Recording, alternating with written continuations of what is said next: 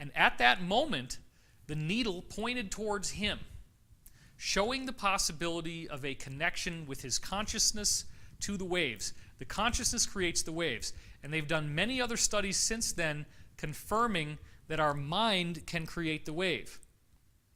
So this is a very interesting thing because it suggests the possibility that consciousness is not local to your brain, that it's an emergent phenomenon that ripples out into the world. And there are some really cool studies that have been done on this stuff. One is Dr. William Broad, who actually looked at the science of being stared at.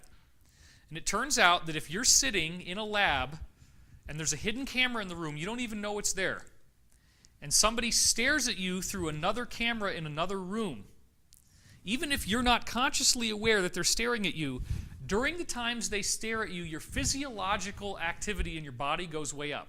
You start having noticeable change in your skin conductivity. The galvanic skin response, or GSR, actually changes, which means you're sweating a little bit more and a little more electricity conducts through your skin.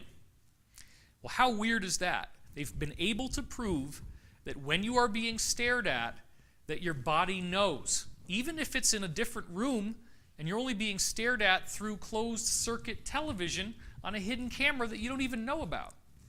Then the question becomes, well, does the conscious mind recognize that it's actually being stared at or not? Most of us probably know, but then there's always been those cases where you feel that. It's like, somebody's looking, somebody's looking.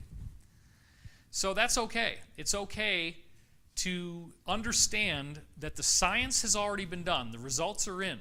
Skeptics are not looking at all the evidence. It's that the science doesn't get publicity. That's the really important part. We have the data, we know it's good, we know it's real, but it's not getting publicized. That's the whole problem. So now I want to take it again to a wider view here and look at the idea that these are the emanations of a living universe, that consciousness is the basis of the universe. And this gets into sacred geometry, another one of my most favorite subjects that I've talked about so extensively.